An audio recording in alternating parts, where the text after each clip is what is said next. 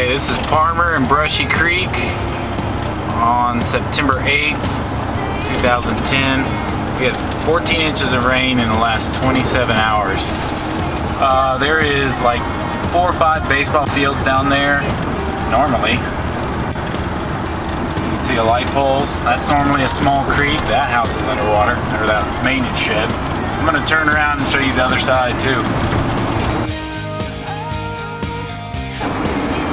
Okay, now we're on northbound Parmer coming up to Brushy Creek. As you can see, water is almost lapping the bridge. Normally that's like a 60 foot drop down to the water down there.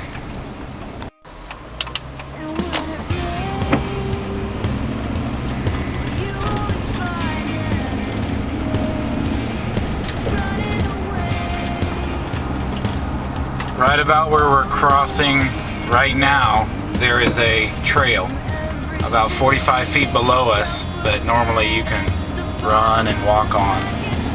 We used to go running there all the time. Not today.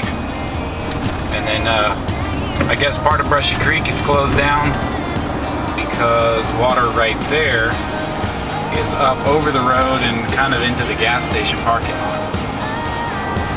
Pretty crazy.